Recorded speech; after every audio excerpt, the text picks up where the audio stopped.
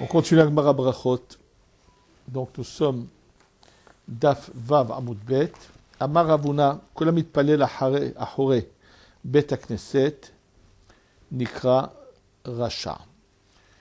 Ravuna nous enseigne que tout celui qui fait cette fila à l'extérieur, derrière le Bet Knesset, est appelé Racha. De quoi s'agit-il? Bien sûr, il faut voir la suite pour comprendre de quoi s'agit-il. Chez Nehemar, il emmène là-dessus un pasouk. Saviv Reshaim Yitalachun. Autour, les Reshaim vont aller. C'est-à-dire, ils ne font pas à l'intérieur, ils font à l'extérieur, autour. Ils sont autour. Alors, qu'est-ce que ça veut dire? Amar Abaye lo amran ela dela mahader apel bekenishta. Abaye dit attention, ce qu'il a voulu dire à Ravuna, il a voulu simplement expliquer que de quoi se passe-t-il? Là, le Bet Knesset dont on parle ici, la Gemara, ce sont ceux de Bavel. Bavel, c'est l'Irak actuel. Et en Irak, les gens ne se tournent pas à l'est, mais se tournent à l'ouest. Puisque pour eux, Eretz Israël est à l'ouest. En Europe, on se tourne à l'est, puisque la direction de Yerushalayim est un peu sud-est par rapport à l'Europe. Maintenant, ça dépend. C'est-à-dire, selon l'emplacement où on est, on doit se diriger vers Eretz Israël, vers Yerushalayim. Alors eux, leur Bet Knesset, donc ils les faisaient en sorte que le Echal était vers Eretz Israël, et donc l'entrée était au fond. Et quand ils rentraient, ils regardaient tous vers l'ouest, en Irak. Et donc, quelqu'un qui, à l'extérieur, donne le dos aux gens de l'intérieur, et donc c'est comme si il donnait le dos ceux vers qui il priait. C'est vraiment, ça veut dire, c'est pour ça qu'il appelait Racha. C'est-à-dire, Marbe Loamran est là, de là, Mahader rappel les Bekinishta. Il dit, il s'agit juste de quelqu'un qui ne se dirige pas vers le Bet Knesset. Mais si il est à l'extérieur, mais il est dans la direction de ceux qui sont à l'intérieur, la même direction que ceux à l'intérieur, vers Hachem, ce n'est pas un problème. Qu'est-ce qu'il veut dire? Ça veut dire qu'il arrive des fois que quelqu'un, pour une raison ou une autre, ne peut pas rentrer au Bet Knesset. J'avais entendu qu'ici à Yerushalayim, il y avait un grand tzaddik qui s'appelait Rav Yaakov Hades. Et il faisait tfila à l'extérieur. Alors une fois, Rav Ezratia lui a dit, Rav Yaakov, pourquoi tu ne rentres pas? Alors il lui a montré, le pauvre, son vêtement était déchiré. Il avait honte que les gens envoient quelqu'un, un chacham comme lui. Il n'avait pas d'argent. Il vivait vraiment dans la pauvreté. Alors il avait dit, voilà pourquoi je reste à l'extérieur. Mais le principal, c'est dans la direction de ceux qui font la fila pour montrer qu'on converge tous vers Hachem. C'est ce qu'il dit. Amarabaye lo amranela de la mahadera pele beknishta. Ce n'a pas été dit seulement si il ne tourne pas son visage vers le Bet Knesset. Aval mahadera pele beknishta litlanba. Mais s'il se tourne vers le Bet Knesset, il n'y a aucun problème. Haou gavra de kamatzla hore Bet Knesset velo mahadera pele beknishta. Il y en avait un. Il est venu au Bet Knesset, mais il ne rentrait pas. Il restait extérieur et il s'est mis dans la direction opposée. C'est-à-dire qu'il donnait le dos, c'est-à-dire vraiment l'opposé. C'est-à-dire qu'eux, tous étaient tournés vers l'ouest, lui était tourné vers l'est. Khalaf Eliyahu, Chazaï. Eliyahu Navi est passé, l'a vu. Comment on appelle ça? Il y en a qui, c'est un passant, c'est Eliyahu Navi qui l'a vu, en tous les cas. Idmele Ketaya'a. Il avait l'air d'être comme un marchand ambulant voilà. Amarle Kadou Bar Kiamta Kamemarach. Tu vous montrer que devant ton Dieu qu'il y en a deux, puisque toi tu dis eux ils sont d'un côté, toi tu es de l'autre. C'est comme si qu'il disait qu'il y avait deux dieux. Shalav Safsera Vekatle. Il a pris son bâton, il l'a frappé, il l'a tué. Amarlaou Merabanan et Rabbibi Barabaye. Il a dit un des Talmidim à Rabbi Barabaye. Viamrina, qu'est-ce qu'il a dit à Rabbi que Rabbi l'a dit à Rav Nachman Bar Yitzchak. Maï, qu'est-ce que veut dire la fin de ce pasouk? Saviv Reshaim Yitalachun. Et le pasouk continue et dit Kerum Zulut Libne Adam. Donc il veut comprendre quel rapport de la fin du pasouk avec Saviv Reshaim Yitalachun. Le pshat de Saviv Reshaim Yitalachun, il y en a qui l'expliquent différemment, que le rachat il est toujours à tourner autour de la Kedusha pour essayer de la combattre. Maintenant, Kerum Zulut Ibn Adam, le mot Zulut ici, on va voir qu'il veut, c'est quelque chose qui n'a pas de valeur. Et le mot Kerum, on va voir qu'il a plusieurs manières d'être expliqué. Alors, Amarle Eludvarim Sheomdim Berumo Shel Olam ou Bnei Adam Mezalzelim Bahem. Alors ici, il va dire Kerum. Il va dire un showroom, c'est quelque chose qui est très élevé. En fait, le mot Kerum, c'est autre chose. C'est comme la couche qu'il y a sur, par exemple, de crème ou de chose qui est au-dessus de quelque chose. Mais là, il va dire Roum, quelque chose qui est de très haut. Zulut ben ibn Adam. Des choses qui sont, on me dit, qui sont au sommet du monde. Ou bnei Adam mezalzelim bahem. Et les gens ne font pas cas de cela. C'est-à-dire que la tfila, c'est grâce à elle que tout se passe bien, que le monde existe et tout va bien. Et malheureusement, il y en a qui la font n'importe comment et donc la bafouent un peu. Rabbi Yochanan et Rabbi Ezer d'Amutavayu, maintenant ils ont expliqué différemment ce pasouk, qu'on dit tous les deux, Kivan Shlistachadam la Beriyot, si quelqu'un qui avait une situation convenable et subitement il doit tendre la main, que Dieu préserve, Panav Mishtanot Kekrum.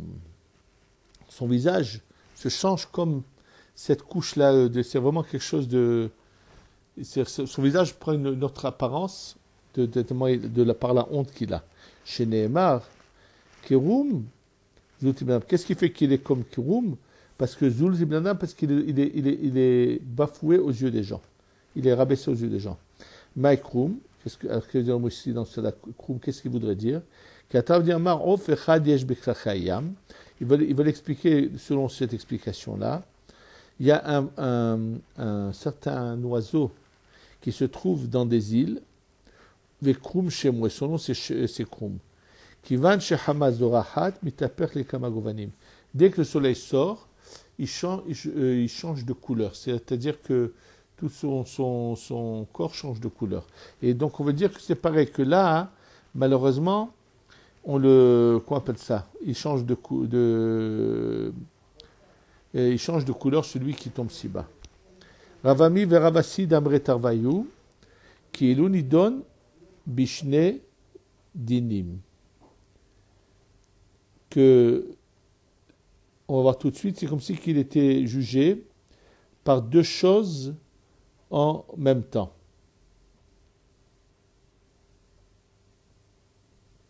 Qu'est-ce que c'est? Les deux dinim, l'eau et le feu. C'est-à-dire qu'il a à la fois les deux. Shinema, irkafta enosh le rochenu, banu baesh ou amayim. Dès l'instant où tu nous as mis des hommes sur notre tête, on est venu dans l'eau et dans le feu. C'est-à-dire que celui qui a besoin des gens, c'est comme si c'est comme quelque chose qu'on met dans le froid et dans le chaud. C'est-à-dire, d'un côté, il a besoin d'eux, il est obligé d'accepter leur aide, sinon il va mourir. Mais de l'autre côté, il en brûle. C'est-à-dire, c'est comme l'eau on a besoin de vivre, mais de l'autre côté, il brûle de cette honte qu'il subit. Voilà ce qu'il veut dire. Ve'amar Rabbi Hilbo amar Ravuna. Le'olam yehe adam zahir. Bitfilat mincha. Share Eliyahu lo ne'ena ela bitfilat mincha. Apparemment, Rabbi Hilbo et Ravuna étaient dans un lieu, ils voyaient que les gens, ils ne s'arrêtaient pas dans leur travail pour aller faire mincha. Puisqu'il ne faut pas oublier qu'avant, les gens, c'était journée continue. Hein. Donc, Ils ont voulu dire aux gens, attention, ne bafouez pas la tfila de Mincha, puisque la preuve, c'est qu'Eliaou, au mont du Carmel, lorsque il avait voulu montrer que les prophètes du Baal, c'est du n'importe quoi, et c'est à quel moment qu'il a été répondu, c'est à Mincha, où un feu du ciel était venu et avait fait le miracle qui s'était passé, que tout le monde avait dit après ça, Adonai ou Elohim. Sheneemar, vayi ba'alot ha-mincha, v'igash elu ha-navi, vayomer, voilà que l'heure de Mincha s'est approché, le Navi a dit, Aneni Adonai Aneni, réponds-moi Dieu, réponds-moi, Aneni shetered esh min ha-shamayim, ve'aneni shelemu ma'asik shafim. Réponds-moi qu'il y ait du feu qui descend du ciel, mais que finalement ils reconnaissent que ça vient de Dieu et qu'ils ne vont pas dire bon, lui c'est un meilleur sorcier que les autres. Parce que pourquoi ils auraient eu leur tendance à vouloir dire ça? Pourquoi ils croyaient dans les Névi à Baal? En fait, dans cette histoire où chacun avait construit son hôtel, les Névi à Baal, ils avaient fait un souterrain, ils avaient rentré quelqu'un là-bas, et ils lui avaient dit, au moment où on appelle, voilà, tu enflammes, et comme ça le feu il sort. Mais qu'est-ce qu'il a fait Kadosh Baruch Hu? Il y a un serpent qui est venu qui a piqué ce bonhomme. Et après, les Névi à Baal, ils avaient pas appeler, jusqu'à ce que les Navi se soient moqués d'eux. Et là, il y a un feu qui est descendu et qui a mangé même les pierres. Donc c'était des signes que ce n'est pas de la sorcellerie. En tous les cas, on peut voir quelque chose de très intéressant ici. Eliaou, quand il a fait sa prière, il a demandé deux sortes de réponses. Que le feu descend du ciel et qu'on ne suppose pas que c'est de la sorcellerie. À notre époque, il n'aurait pas eu besoin de dire ça. À notre époque, tout celui qui se présente avec une tenue de soi-disant rave et qui fait de la sorcellerie, ça y est, tout le monde le prend pour le baba et le tzaddik. Et malheureusement, il y a comme ça beaucoup de gens qui tombent dans le piège et qui se laissent piéger par... Il y a énormément de charlatans, de voyous qui font du mal, avec pas grand-chose, mais les gens se laissent piéger malheureusement. Rabbi Yochanan Amar Av Bitfilat Arvit. Rabbi Yochanan, lui, apparemment, il a vu qu'il y a des gens qui disaient bon, Arvit, c'est pas une obligation, c'est pas important. Alors, il leur dirait pas du tout. Arvit est très importante. Chez Neymar, Tikon Tefilati, Ketoret Lefanecha, Masat Kapai Minhat Arev. Tikon, elle soit juste et bien, ma prière, qui est comme des encens devant toi. Masat Kapai, quand je lève mes mains, Minhat Arev vers le soir. Donc de là, il apprend que la tfila de Arvit est très importante. Apparemment, lui est un endroit où des gens avaient des fois du mal à se lever, donc ils bâclaient leur tfila. Il dit attention, même la tfila de Shacharit est très importante. Shnemar, Adonai Boker Tishma Koli, Boker Eroch Lecha Vatsape. Hachem, le matin tu écouteras ma voix, c'est-à-dire pas midi, le matin. Et malheureusement, beaucoup se trompent et ne font pas attention à quelque chose de très important, c'est que le Kriyat Shema, si on dépasse une certaine heure, on a perdu le Kriyat Shema et la Tfila de l'Armida aussi, à partir d'une certaine heure, c'est fini, c'est trop tard. Et il faut le savoir qu'il y a des heures que dépasser, la Tfila est perdue. Et là, c'est pas sans raison qu'il a dit Hachem Boker. Boker, c'est au début de la journée, vraiment au début du jour. Tishma Koli, tu écouteras ma tfila. Boker, Eroch Lecha Vatsape. Le matin, je vais donc arranger ma tfila devant toi. Vatsape, j'espérerai, c'est-à-dire que tu vas m'écouter. Ve'amar Rabbi Helbo Amar Avuna. Rav Helbo, au nom de Ravuna, dit tout celui qui profite du repas du Hatan sans le réjouir, transgresse 5 voies. Ce n'est pas une transgression de la Torah, mais ça veut dire qu'il veut expliquer que aller à un mariage, c'est pour réjouir le Hatan et la Kala. Il y a peut-être 40 ans en arrière en France. Alors, la mode de cette époque, c'était que, bon, ils allaient dans une salle, le Khatan et la Kala leur disaient bonsoir, s'en allaient, les gens restaient à faire la fête. Et donc, ça veut dire que finalement, les gens ne venaient pas réjouir le Khatan et la Kala, mais venaient se réjouir à eux. Et c'était bien sûr toutes sortes de danses mixtes, des choses qui sont complètement interdites par la Torah. Et l'aspect qui dit attention, quand tu vas dans une saouda au repas d'un Khatan et d'une Kala, c'est pour réjouir le Khatan. C'est-à-dire que le fait qu'ils te voient, ils seront contents de danser avec le Khatan pour l'homme et la femme du côté des femmes avec la Kala, et ainsi de suite, et de les réjouir. Chez Nehemar, comme il est dit, Kol Sasson et Kol Simcha, Kol Khatan et Kol Kala. Donc le mot Kol est répété 5 fois dans la joie qu'il faut donner à un Khatan et une Kala. Kol Omrim, Odula et Adonai Tsevaot. Et la voix qui dit louer Dieu le Tout-Puissant, c'est-à-dire que finalement c'est les réjouir dans le cadre de la Torah et non pas par réjouissance. Ici, on va expliquer tout de suite ce que ça veut dire, comment les réjouir. Et celui qui les réjouit, quel est sa récompense? Il aura plus de facilité à acquérir la Torah qui a été donnée avec 5 voix. Chez Nehemar, comme il est dit dans le passouk où la Torah est donnée, Vahi bayom ashlishi, le 3e jour, donc où ils avaient été, qu'on leur avait demandé de se préparer. Biyot aboker vers le matin, Vahi kolotu brakim, il y avait des voix et des brakim, ce sont des éclairs. Va'anan kaved alahar, un nuage très épais sur la montagne. Ve'kol shofar, la son du shofar. Vahi kol shofar, donc c'est encore une fois le mot kol, encore une fois écrit. Va'elohim anu bekol. Alors, la Gemara dit Eni, comme il n'y a pas. Va'aktiva v'chol amrum et akolot. Et akolot, otam kolot, des côtés ma Torah havuru.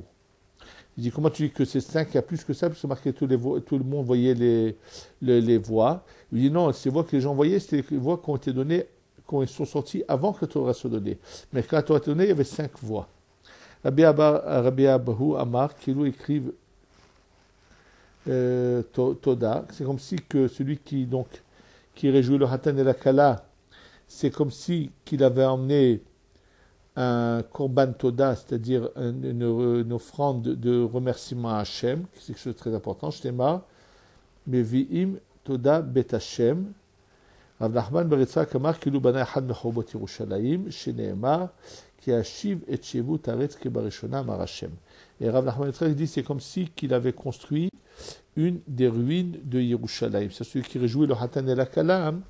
C'est comme si qu'il avait construit des ruines de Yerushalayim, comme c'est marqué dans le Passouk, qui a Shiv et Shevut Haaretz, car je ramènerai des habitants de la terre, qui est Barichin comme au début, Amar Hashem, Dieu a dit.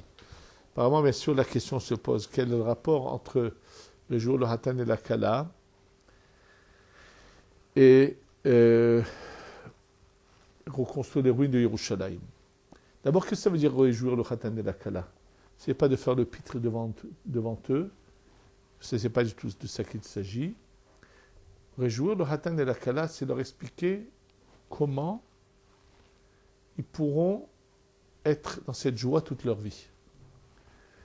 Et la raison pour laquelle Yerushalayim a été détruite, Eretz Israël, c'est marqué dans ma Maseret Bava Metsiah, parce que les gens, quand ils avaient des problèmes des conflits d'intérêt, et qu'ils allaient voir le Dayan,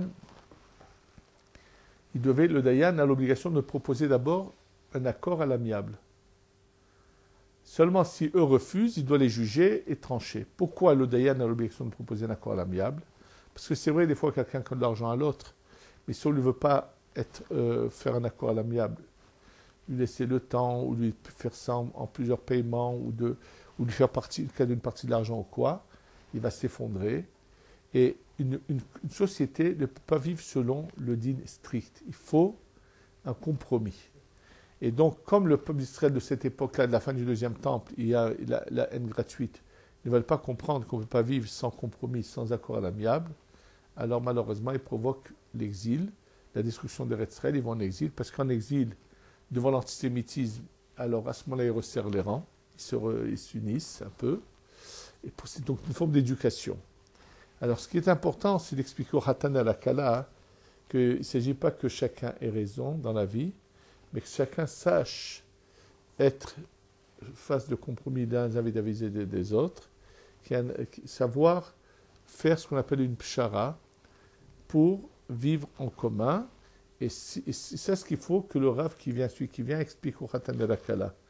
Il ne faut pas être sadique, il faut être racham. Il faut avoir raison, il faut savoir se taire. Et c'est ça donc celui qui explique ça, donc si eux vont se conduire dans cette bonne conduite que la Torah désire, il n'y aura plus la cause qui a provoqué la destruction d'Eretz Israël. Donc, Kajouchou nous pourra nous ramener et on va reconstruire Eretz Israël. Voilà ce que l'Agma a dit.